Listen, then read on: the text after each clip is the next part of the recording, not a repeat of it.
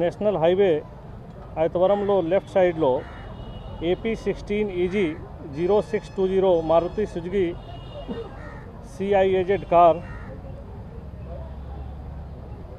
అక్కడ హైవేకి లెఫ్ట్ సైడ్లో పడి ఉన్నాయి. మన హైవే పెట్రోల్ బండికి ఇన్ఫర్మేషన్ వచ్చింది, 108 వెహికల్కి కూడా ఇన్ఫర్మేషన్ వచ్చింది. ఆ ఇన్ఫర్మేషన్ పరంగా మన పోలీస్ ఆఫీసర్ కూడా ఇమీడియట్గా దాదాపు 11:30 వరకు అది అక్కడ చేరుకున్నారు.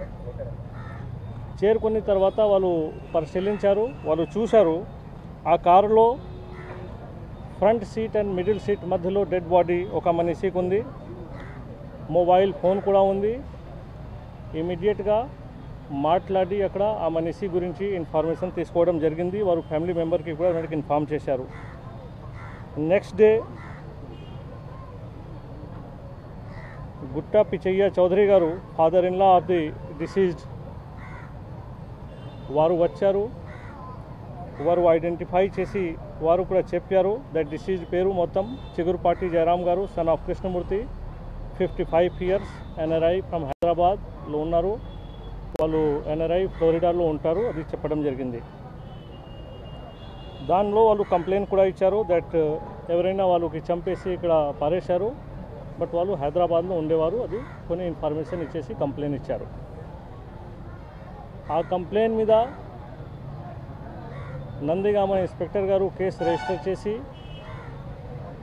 విచారణ స్టార్ట్ చేశారు. దాని భాగంగా అక్కడ క్లూ టీం పిలవడం జరిగింది, పోస్ట్ మార్టం కూడా జరిగింది. పోస్ట్ మార్టం జరిగిన తర్వాత ఆ రోజు ఆఫ్టర్నూన్కి డిసీజ్కి డెడ్ బాడీ ఫ్యామిలీ మెంబర్కి హ్యాండ్ ఓవర్ చేయడం జరిగింది.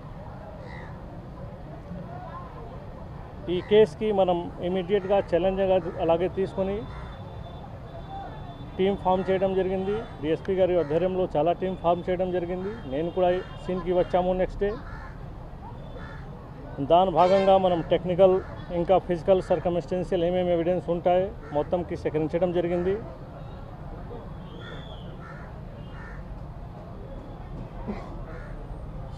ఇది డిఫరెంట్ టీం డిఫరెంట్ ప్లేస్కి పంపడం జరిగింది. ఎక్కడెక్కడ CCTV కెమెరాలు ఉన్నాయి, వారికి సెల్ ఫోన్ ద్వారా కానీ ఎప్పుడప్పుడు ఏ లొకేషన్లో ఉన్నారు మొత్తం మ్యాచ్ చేయడం జరిగింది. దాని భాగంగా మనకి కొన్ని ఇన్ఫర్మేషన్ వచ్చింది, పబ్లిక్తో కూడా చాలామందితో మాట్లాడడం జరిగింది.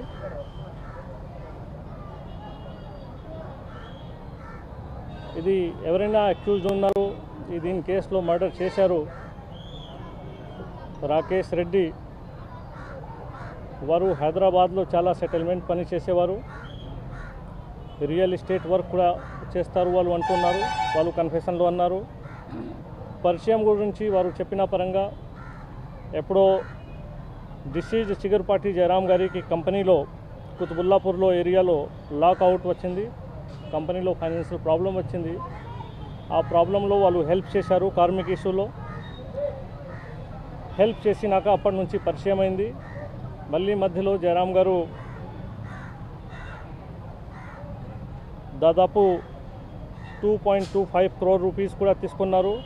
మళ్ళీ ఇంకొకటిసారి 1.12 crore కూడా వారితో తీసుకున్నారు, ఫైనాన్షియల్ హెల్ప్ తీసుకున్నారు.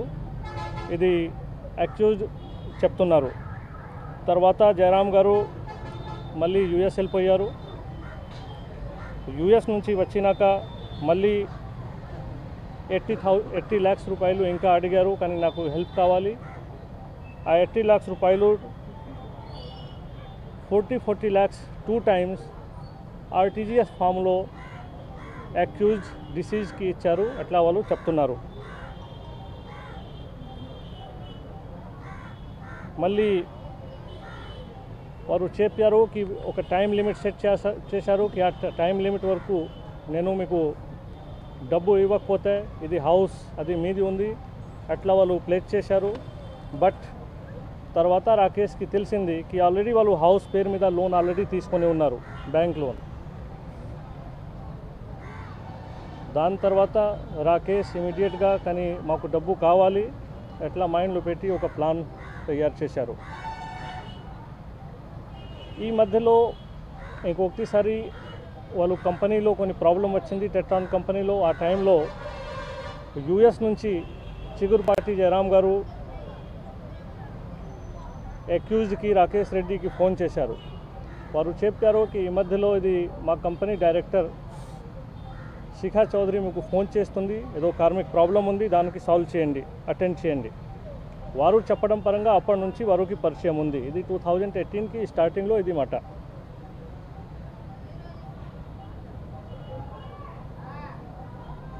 తర్వాత వాళ్ళు డబ్బు అడగడం స్టార్ట్ చేశారు. దాదాపు 4.17 crore డబ్బు ఇంట్రెస్ట్తో పాటు 6 crore రూపాయలు అది ఇవ్వాలి అట్లా అని చేసి వాళ్ళు మాట్లాడారు. బట్ జయరాం గారు డిసీజ్ ఫోన్ మానేశారు, ఫోన్ లేపట్లేదు, ఫోన్ కట్ చేస్తున్నారు. వారు చెప్పడం పరంగా ఫోన్ బ్లాక్ కూడా చేశారు. అప్పటి నుంచి వాళ్ళు ఇన్ఫర్మేషన్ తీసుకొని కానీ ఎప్పుడు వస్తారు ఇక్కడ నేను డబ్బు వాళ్ళతో తీసుకోవాలి ఒక ప్లాన్ చేశారు. ఆ ప్లాన్ భాగంగా ఒక సిమ్తో ఒక అమ్మాయి పేరు మీద మెసేజ్ పెట్టేసి ప్లాన్ చేసి వారికి జూబ్లీ హిల్లో పిలవడం జరిగింది. ఈ 29/1/19కి వారికి పిలవడం జరిగింది.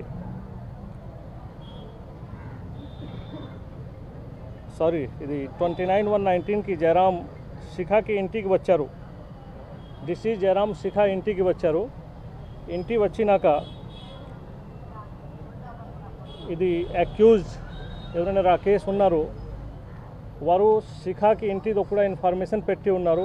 వీళ్ళ మేనేజర్తో అడిగారు కానీ ఎప్పుడు వస్తే జయరాం ఇంటికి వస్తే నాకు చెప్పాలి. 29కి వారు ఇంటికి వచ్చారు. ఆ ఇన్ఫర్మేషన్ వీళ్ళ మేనేజర్ ఇచ్చారు. వచ్చినాక వారికి తెలిసింది జయరాం గారు ఇక్కడే ఉన్నారు. ఇమీడియట్గా వాళ్ళు ప్లాన్ పరంగా నెక్స్ట్ డే 30కి వారికి పిలవడానికి ప్లాన్ చేశారు. అక్యూజ్ చెప్పిన పరంగా వాళ్ళు రీనా అమ్మాయి ఎవరైనా పేరు మీద మెసేజ్ పెట్టడం స్టార్ట్ చేశారు. చాలా మెసేజ్ పెట్టి వాళ్ళకి ఆ ఏరియాలో ఇంటికి పిలిచారు. జూబ్లీ హిల్ రోడ్ నెంబర్ 10 సైడ్కి పిలిచారు. అక్కడ పిలిచినాక కన్ఫైన్ చేశారు.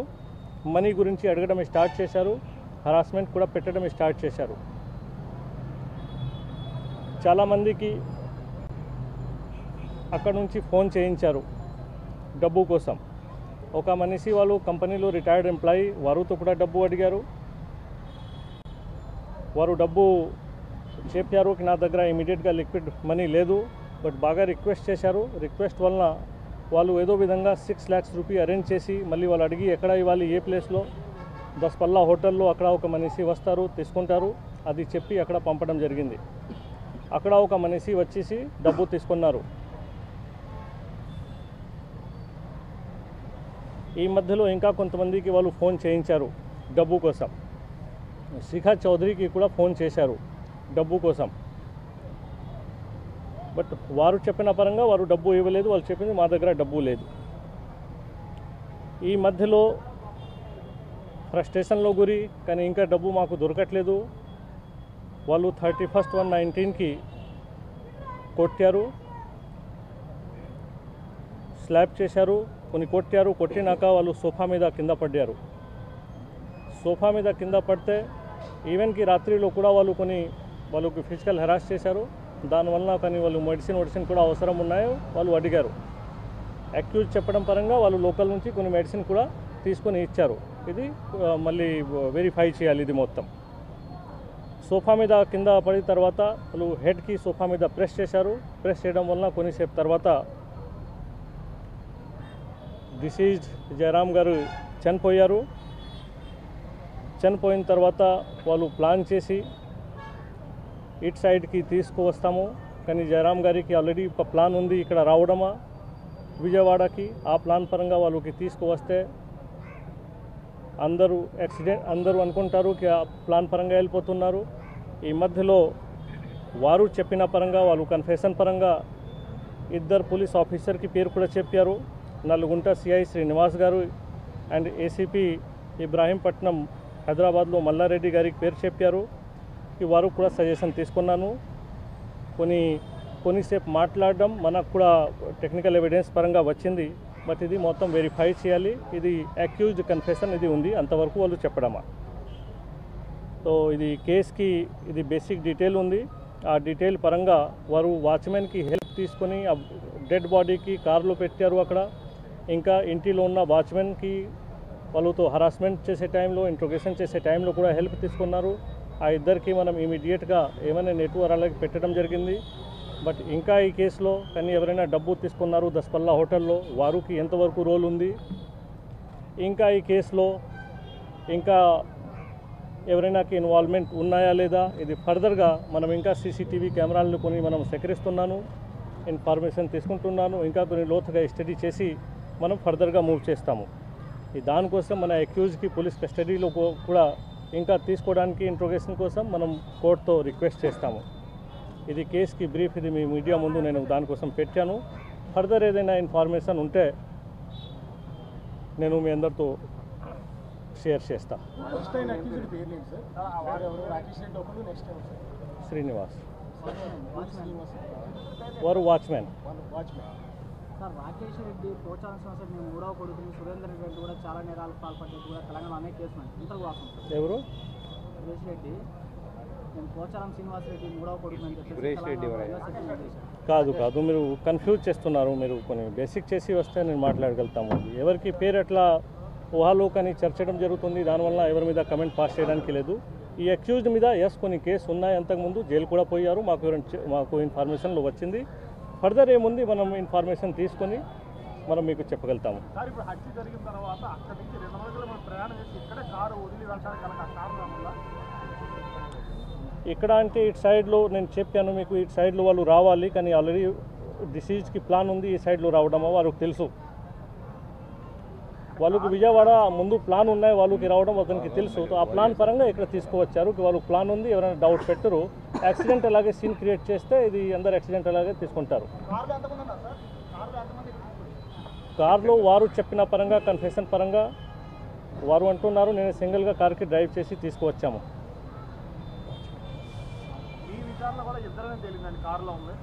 ఇప్పటి వరకు మన విచారణ పరంగా ఇదే ఇన్ఫర్మేషన్ ఉంది. ఇంకా ఏదైనా విచారణలు వస్తే ఖచ్చితంగా మీ ముందు పెడతాము.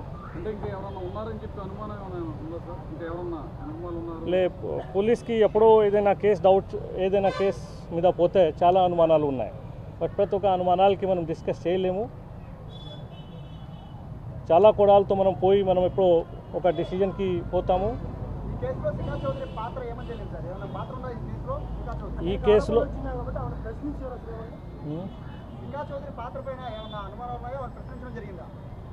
శిఖా చౌదరితో కూడా మాట్లాడడం జరిగింది.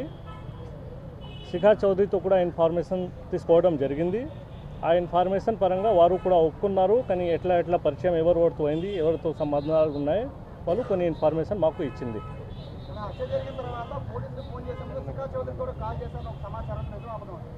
ఎవరు కాల్ చేశారు? రాకేష్ రెడ్డి. ఎవరికి కాల్ చేశారు?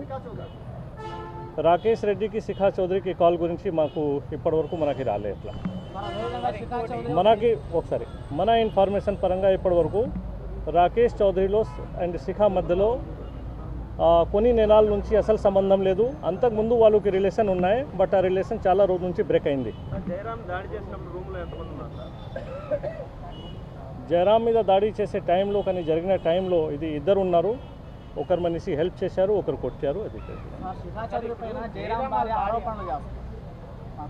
పాత్ర ఉంది దీంట్లో. శిఖాచౌదరి పాత్ర లేకుండా రాకేష్ రెడ్డి పని చేయడం చెప్పేసి జయరామ్ భార్య కూడా ఆరోపణలు ఉంటాయి. ఈ కోణంలో నేను విచారణ చేస్తాను. మనం ప్రతి ఒక్క కోణాల్లో మేము చెప్పాము. ప్రతి ఒక్క కోణాల్లో మీరు కూడా సేమ్ క్వశ్చన్ అడిగారు. ప్రతి ఒక్క కోణాల్లో మనం విచారిస్తున్నాను, ఆల్రెడీ విచారించాము. ఇప్పుడు కూడా ఇది కేసుకి మళ్ళీ మనం అక్యూజ్కి పోలీస్ కస్టడీలో తీసుకొని మళ్ళీ ఫర్దర్గా మనం ముందుకు వెళ్తాము.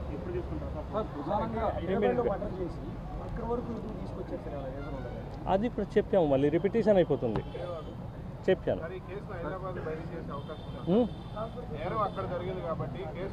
ఏదైనా లీగల్ ఒపీనియన్ తీసుకొని whatsoever good legally good ఉంటాయి ఖచ్చితంగా మనం చేస్తాము.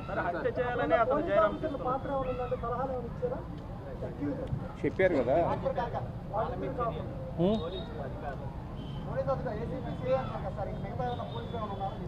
అంతా ఉన్నాయి మనకి ఇప్పటివరకు సమాచారం ఉంది, అంతా చెప్పాను మీకు. మిగతా సమాచారం మనకు కూడా లేదు. ఇప్పటి వరకు కొన్ని క్లియరిటీ కూడా మనకు వచ్చింది, ఆ క్లియరిటీ అంతవరకు లేదు. ఏదైనా ఉంటే మళ్ళీ మీడియా ముందు మనం వస్తాము. సాక్ష్యాలను తారుమారు చేయడానికి ఇద్దరు పోలీసు అధికారులు కూడా సహకరించారనేది మీరు చెప్తున్నారు కదా. ఇద్దరు పోలీసు అధికారులు కూడా ఫోన్ చేశారంటే వాళ్ళు సాక్ష్యాలు తారుమారు చేయడానికి ప్రయత్నించినట్టు వాళ్ళని ఏమన్నా మీరు కేసు నమోదు చేసే అవకాశం ఉందా వాళ్ళ మీద? ఏంటి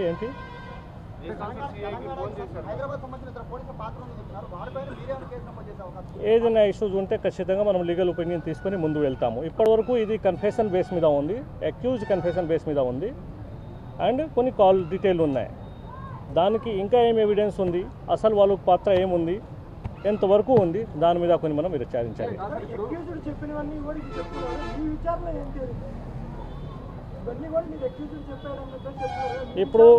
ఇప్పుడు కొన్ని ఇంకా సాక్ష్యాలు మనకి ఇంకా తీసుకురావాలి.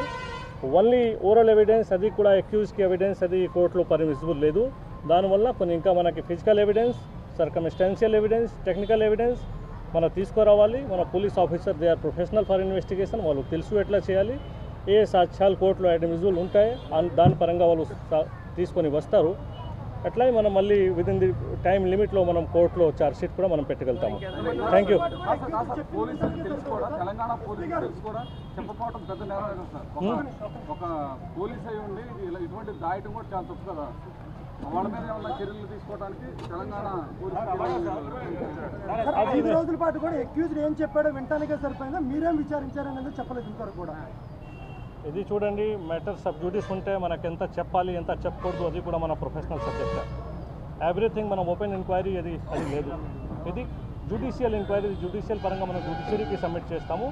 మీకు ఎంత చెప్పాలి యాజ్ ఏ పబ్లిక్ ఇంట్రెస్ట్లో, మీడియా ఇంట్రెస్ట్లో కానీ ఎంతవరకు మనకు చెప్పాలి యాజ్ ఏ ప్రొఫెషనల్ ఆఫీసర్ మనం అంతా చెప్పగలుగుతాం.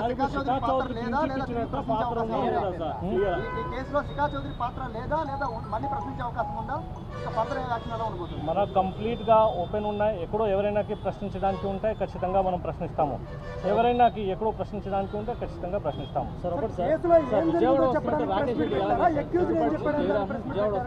1-to-1 అది ఇంటర్వ్యూ కావాలంటే తర్వాత మనం మాట్లాడతాము. ఇది ప్రెస్ మీట్ అందరికీ సంబంధం ఇట్లా చేయకూడదు. చిగురుపాటి జయరామ్కి విజయవాడ వస్తున్నాడు, రాకేష్ రెడ్డికి ఎలా తెలుసు? చిగురుపాటి జయరామ్ విజయవాడ ప్లాన్ చేస్తున్నట్టు రాకేష్ రెడ్డికి ఎలా తెలుసు? రాకేష్ రెడ్డికి ఎక్కడ ఇంటిలో తెలిసింది, వాళ్ళు చెప్పారు ఫర్దర్ మనీ మనం ఏదైనా ఉంటే నేను పోస్టల్ బ్యాంక్ నేను విజయవాడలో అరేంజ్ చేస్తాము. వాళ్ళు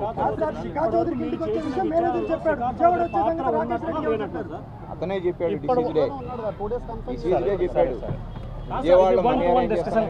ఇప్పటివరకు మీరు చేసిన విచారణ 5 రోజుల్లో విచారణ చేశారు కదా. ఈ 5 రోజుల విచారణలో శిఖా చౌదరి పాత్ర ఉన్నట్లా లేనట్లా? అసలు నిందితుడు చెప్పింది మీరు ఇప్పటిదాకా చెప్పారు. అసలు మీ విచారణలో మీ పది బృందాలు కానీ లేకపోతే మీ సీసీ ఫుటేజ్ కానీ లేకపోతే మీ సిఐగా కానీ మీ డిఎస్పీ కానీ చేసిన విచారణ మన దగ్గర ఏదైనా ఫిజికల్ ఎవిడెన్స్ కానీ టెక్నికల్ ఎవిడెన్స్ ఇప్పటివరకు రాలేదు.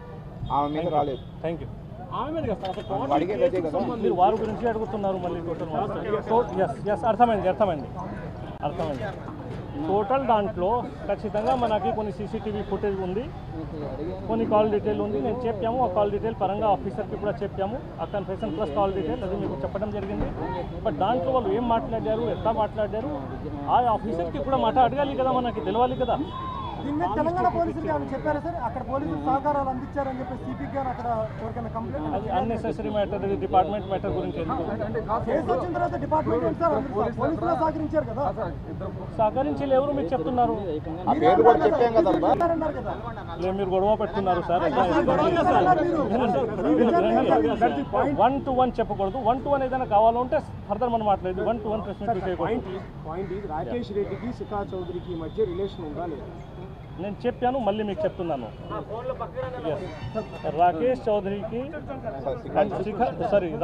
రెడ్డికి శిఖా చౌదరికి రిలేషన్ గురించి మనం మాట్లాడాము జనవరి 18 కానీ ఎప్పుడు స్టార్టింగ్లో 18లో అప్పుడు ఫోన్ చేశారు. అక్కడ నుంచి డిసిజ్ జయరామ్ గారు ఫోన్ చేశారు యూఎస్ నుంచి. ఫోన్ చేసి వాళ్ళు అడిగారు కానీ కొన్ని కంపెనీలో కొన్ని ఇష్యూ ఉంది, ఆ ప్రాబ్లంకి మీరు సాల్వ్ చేయండి, శిఖా చౌదరి మీకు ఫోన్ చేస్తుంది. అప్పటి నుంచి పరిచయం స్టార్ట్ అయింది. మళ్ళీ ఈ పరిచయాలు కొన్ని రోజు కొనసాగింది. దాని తర్వాత మళ్ళీ వాళ్ళలో డిస్ప్యూట్ వచ్చింది, ఈ పరిచయాలు బంద్ అయింది. కొన్ని నెలల నుంచి వాళ్ళతో సంబంధం లేదు. పరిచయం ఎలాంటి రిలేషన్ మాత్రమేనా? వాళ్ళకి పరిచయం ఉంది, మరి రిలేషన్ గురించి మేబీ బిజినెస్ మేబీ ఇంకా ఇంకో పాయింట్ సార్, మీరు యాక్చువల్లీ జిల్లాకి వారికి మనకి చెప్పడం ఇన్ఫర్మేషన్ పరంగా వాళ్ళు కలిసి బయట కూడా వెళ్ళారు. బట్ దీనికి మా కేసుతో సంబంధం లేదు నేను అనుకుంటున్నాను. పర్సనల్ గన్మెన్ కూడా ఉన్నట్టు తెలుస్తుంది. కార్ డ్రైవర్ వీళ్ళంతా ఏమైతే జయరామ్ సంబంధించిన అది కూడా ఉంది. జయరామ్ గారికి ఒక డ్రైవర్ ఉన్నారు, పర్సనల్గా ఒక సెక్యూరిటీ ఆఫీసర్ కూడా వాళ్ళు పెట్టారు.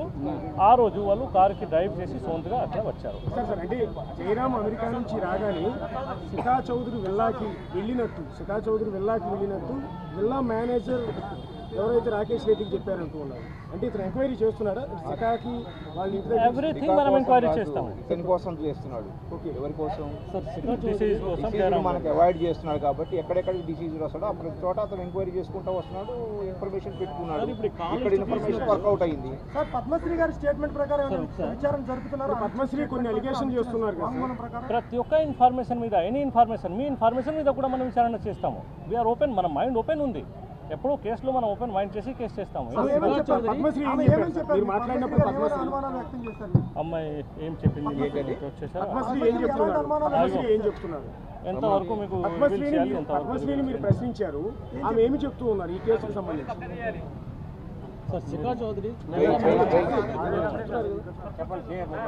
సిఐ గారు పద్మశ్రీ స్టేట్మెంట్ రికార్డ్ చేశారు. ఆ స్టేట్మెంట్ ప్రకారం ఆమె ఏంటంటే మా కుటుంబంలో కొంత కలతలు ఉన్నాయి.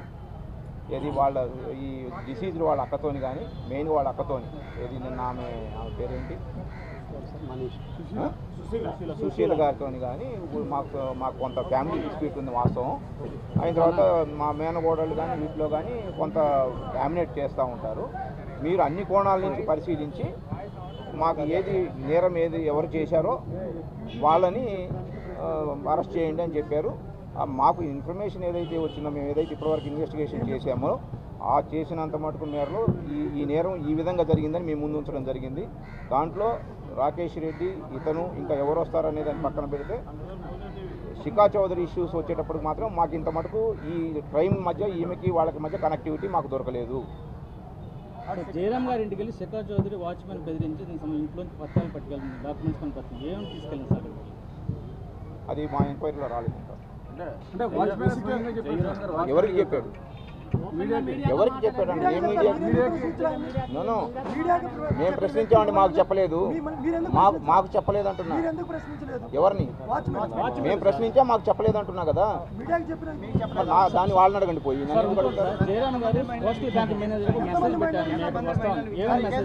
ఇప్పుడు మీరు ఒక విషయం నేను అర్థం చేసుకోవాలి. ఇక్కడ ఇవన్నీ కాదు ఇంత డిస్కషన్ కంటే, ఇప్పుడు మనం అక్యూజ్ని అరెస్ట్ చేసాం, ఇంకా చాలామంది స్టేట్మెంట్ రికార్డ్ చేయాల్సింది ఉంది. ఈ కేసు ఇప్పటికి అయిపోలేదు. ఇతన్ని మేము పోలీస్ కస్టడీలోకి తీసుకుంటున్నాం. ఇంకా కొన్ని విషయాలు మనం రాబట్టాల్సింది ఉంది. ఇవన్నీ అయిన తర్వాత మేము ఎప్పుడైతే ఇతనికి నా ఇన్వెస్టిగేషన్ కంప్లీట్ అయ్యి అక్యూజ్ని కోర్టుకు అప్పు చెప్తామో ఆ రోజు వరకు మీకు కూలంకషంగా ఈ రోజుకి ఈ జరిగిన ఇది కారణమని చెప్పగలుగుతాం. ఇది ఇంకా ప్రిలిమినరీ స్టేజ్లో ఉంది కేసు. ఓకే, ఇక్కడ మేము ఉండొచ్చు ఇన్వెస్టిగేషన్లో తేలితే ఉంటుంది. అది నేను చెప్పలేను.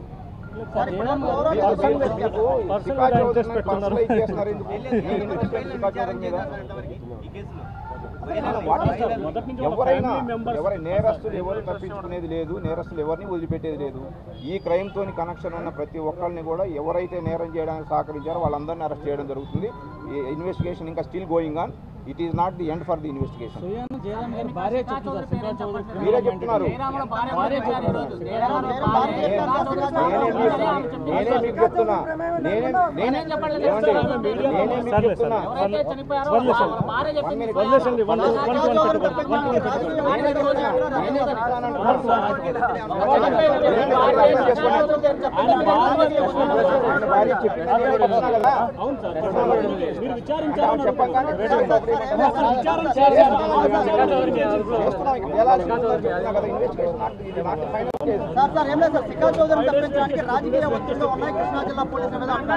ఎవరైనా ఒత్తిడి లేదు బాబు, చాలా సార్లు చెప్పడం జరిగింది. ఒత్తిడి ఎందుకు